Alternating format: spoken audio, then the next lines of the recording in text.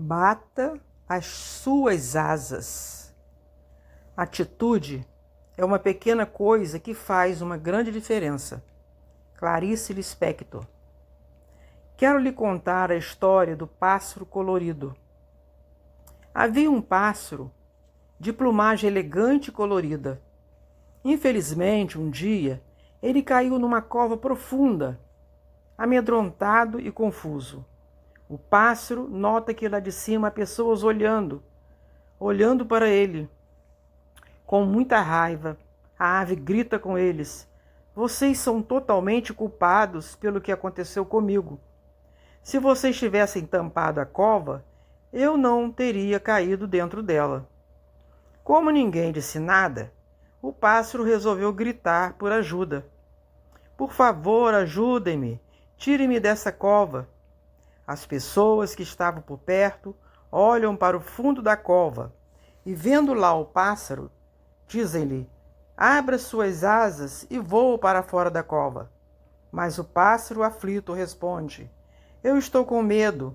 Tenho medo de bater na parede desta cova quando abrir minhas asas." Como ninguém deu mais atenção ao caso, o pássaro lamentou: "Este é o meu destino. Estou condenado a viver a minha vida toda aqui, no fundo desta cova." Passados muitos e muitos anos, o pássaro resolveu tentar abrir suas asas, mas agora se dá conta que não tem mais forças, está velho demais, cansado, sem energias. Ele perdeu toda a força de suas asas e não conseguirá mais sair da cova. Quando li essa história, inevitavelmente me identifiquei com o pássaro e com algumas das condutas que ele adotou depois que caiu na cova. Acredito que você, tanto quanto eu, também esteja na cova de algum problema e deseja sair quanto antes. Mas será que também não estaríamos agindo como aquele pássaro? Até hoje ele não saiu do buraco. E pode ser que nós fiquemos assim, se tivermos as mesmas posturas improdutivas que ele teve. Vamos conversar um pouquinho a respeito de cada uma delas.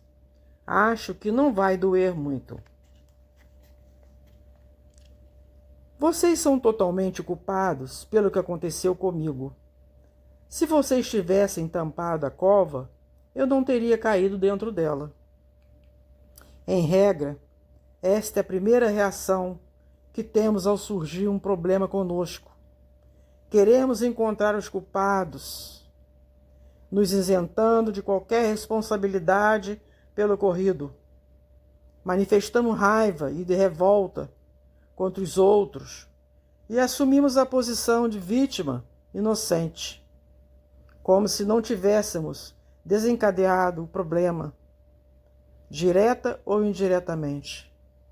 Diretamente, porque, segundo Allan Kardec, que todos aqueles que são atingidos no coração pelas vicissitudes e decepções da vida interroguem friamente sua consciência, que remontem progressivamente à fonte dos males que os afligem, e verão se o mais frequentemente não podem dizer: "Se eu tivesse ou não tivesse feito tal coisa, eu não estaria em tal situação."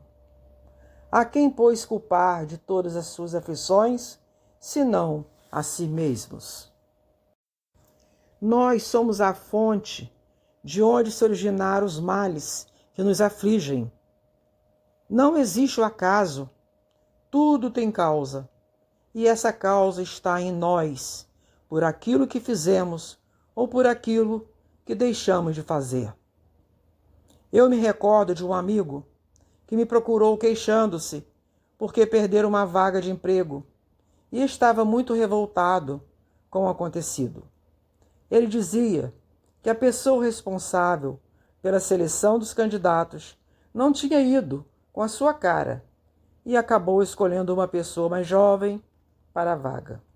Mas, na verdade, o que meu conhecido não queria admitir era que o candidato selecionado tinha um currículo bem superior ao seu. A pessoa contratada era de fato mais jovem, no entanto, melhor preparada para o cargo, em razão de uma gama de capacidades superiores que meu amigo não tinha. E não apresentou por quê? Porque não se atualizou ao longo do tempo, não reciclou conhecimentos, não aumentou o laço das suas habilidades, acomodou-se. Meu amigo não queria dar o braço a torcer, que estava despreparado para as novas exigências que o mercado fazia para a vaga que pretendia ocupar, achando mais fácil culpar o funcionário que fez a seleção sob um argumento inverídico. Não é que o recrutador não foi com a cara do meu amigo. Ele não foi, é com a cara do currículo dele. E se continuar com o discurso da vítima inocente, meu conhecido vai ficar eternamente na cova do desempregado. De forma indireta, mas não menos real, também desencadeamos situações que fomentam o surgimento de dificuldades em nosso caminho. Não apenas as atitudes exteriores formatam o nosso destino, não apenas os nossos atos e omissões, mas também as nossas palavras, pensamentos e sentimentos.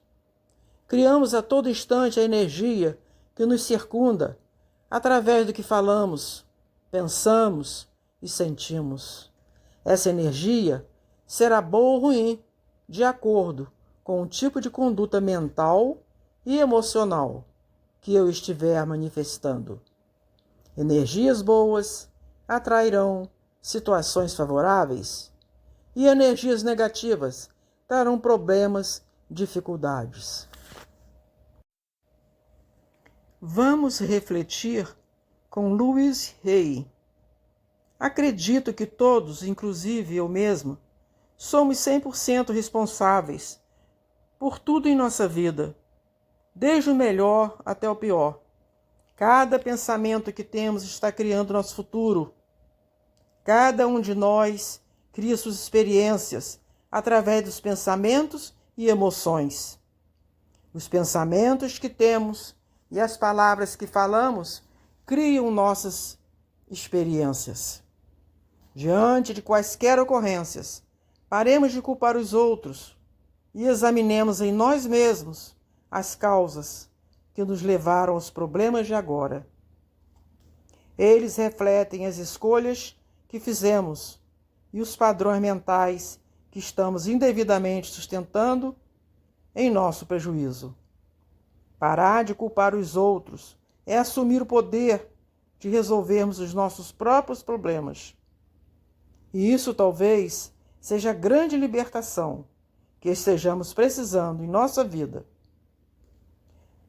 Libertarmos-nos dos outros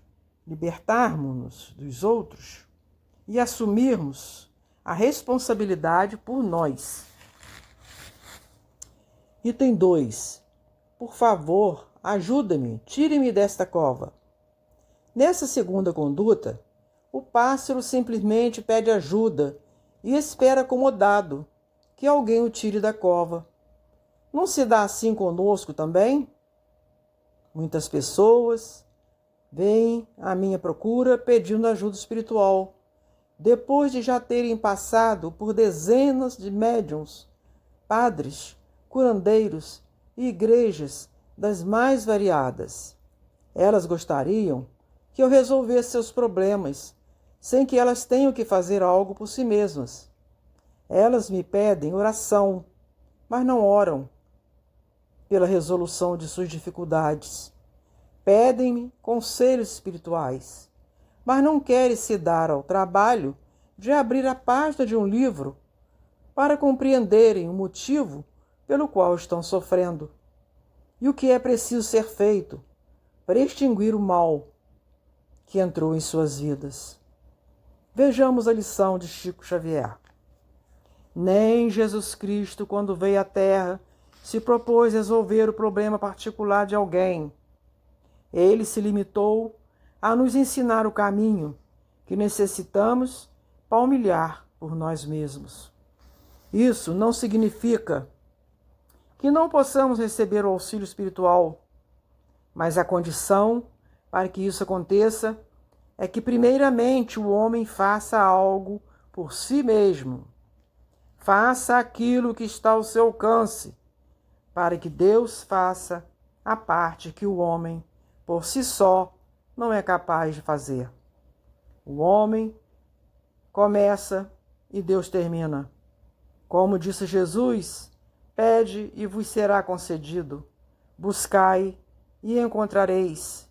Bateis e a porta será aberta para vós. Vejo pessoas buscando os templos religiosos à procura de milagres, mas com a mente vazia de fé. Querem primeiro o milagre, para somente depois acreditar no auxílio divino. Meditemos na cura que Jesus realizou em 2 cegos. Eles abordaram o Mestre e suplicaram misericórdia. E Jesus lhes perguntou: vocês creem que eu possa curar vocês? Eles responderam que sim. E Jesus tocou nos olhos deles e disse: então, seja feito como vocês creem. E os olhos deles ficaram curados. Sem a fé, Jesus não os curaria, porque seria feito conforme a crença deles. Não resta dúvida, portanto, que toda ação espiritual em nosso favor depende de alguma atitude que o homem desencadeie em favor da resolução das suas dificuldades.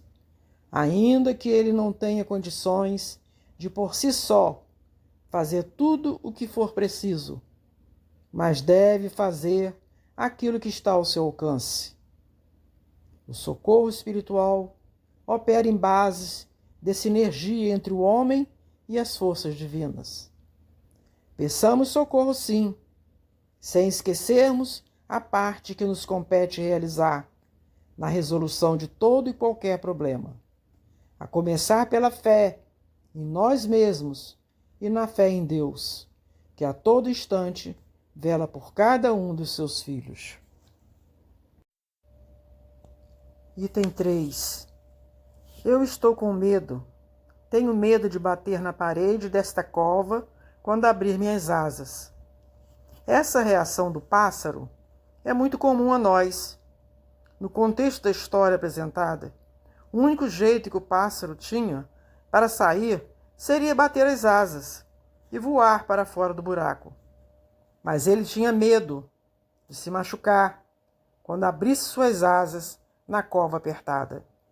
Muitas vezes, sabemos o que precisamos fazer para resolver as nossas dificuldades, mas não queremos agir, porque fazer o que é preciso pode implicar em alguma dor que não queremos ter.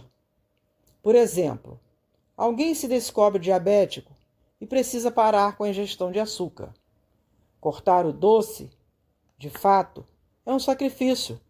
Demandará muita força de vontade, mas esse sacrifício será fundamental para se evitar males maiores, porque a diabetes, quando não tratada, pode levar a pessoa a óbito. Provavelmente o pássaro iria se ferir quando batesse as asas na cova. Mas era uma dor necessária e insignificante, menor diante do prêmio da sua liberdade. Pense sempre, nenhuma transformação positiva surge em nossa vida sem que estejamos dispostos a pagar o preço da nossa libertação. Esse preço implicará em mudança de comportamentos, deixar o convívio de certas pessoas, parar de frequentar determinados lugares, abdicar de hábitos que nos prejudicam, enfrentar nossos medos, esforço para superar nossas limitações, etc. Toda mudança gera desconforto. Não acredite em milagres sem trabalho. Não acredite em melhora sem movimento. Um ditado popular afirma: para grandes males, grandes remédios. Isso quer dizer, para grandes problemas, grandes transformações. Mas há de se lembrar a vitória que nos aguarda. Não se fixe nos incômodos, que toda transformação vai exigir de você. Visualize fortemente os benefícios que você terá quando sair da cova dos seus problemas. Não se preocupe com alguns tombos ou arranhões. Não recue diante das carências que gritarão alto dentro de você, chamando-o de volta ao fundo do poço. Um pensamento que costuma me ajudar muito é este. Um pensamento que costuma muito me ajudar é este. Mira para a fé e rema. Mira para a fé e rema. Item 4. Este é o meu destino. Estou condenado a viver a minha vida toda aqui, no fundo dessa cova. Quem pensa assim, como pássaro, está cometendo um dos maiores erros de interpretação de sua vida. Imagine-se, Deus condenaria alguém a viver preso eternamente na cova dos problemas? Ora, não podemos esquecer que Deus é amor, Deus é Pai, Deus é bondade. O mal que nos acontece é uma consequência das nossas escolhas feitas nesta vida ou em vidas anteriores. E hoje chegou para nós a fatura do cartão de crédito, com o respectivo pagamento. Eu não posso me rebelar com a fatura, porque a compra foi feita. O que me cabe fazer é pagar por aquilo que eu gastei para me livrar da dívida. Não é Deus quem nos condena a viver presos indefinidamente aos problemas. Nós é quem nos condenamos quando abrimos mão da responsabilidade de agir para a solução das nossas dificuldades. Deus colocou uma potente mola no fundo do poço dos seus problemas. E para nós saltarmos nessa mola, na direção da cura e libertação que tanto sonhamos. Deus pôs a mola, mas nós é quem precisamos saltar. Quanto mais forças colocarmos nas pernas, mais alto subiremos. Quanto maior o esforço, maior a recompensa. O único destino que Deus preparou para nós é o destino da felicidade. Mas o homem é quem deve caminhar na direção desse destino. Deus dá o mapa, mas o homem é quem vai ao encontro do seu destino. Espero que você esteja pronto para bater as suas asas. Não deixe o tempo passar. Não adie, não retarde. Não deixe para agir depois, quando as circunstâncias se agravarem. Haja sem precipitação, mas sem protelação. Quando terminar este capítulo, procure meditar sobre as atitudes que você precisa tomar para sair da cova dos seus problemas.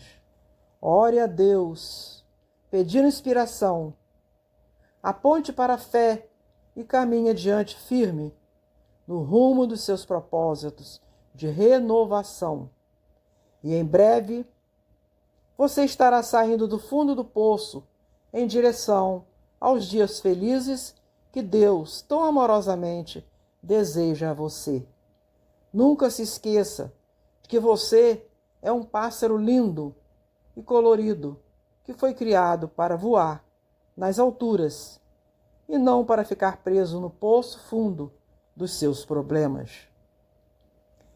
E se você diz que não tem mais forças para bater suas asas, deixe-lhe este remédio colhido nos versos da canção de Raul Seixas. Veja Não diga que a canção está perdida. Tenha fé em Deus, tenha fé na vida. Tente outra vez. Beba, pois a água viva ainda está na fonte. Você tem 2 pés para cruzar a ponte. Nada acabou. Vou repetir. Veja, não diga que a canção está perdida. Tenha fé em Deus, tenha fé na vida. Tente outra vez. Beba, pois a água viva ainda está na fonte. Você tem 2 pés para cruzar a ponte. Nada acabou.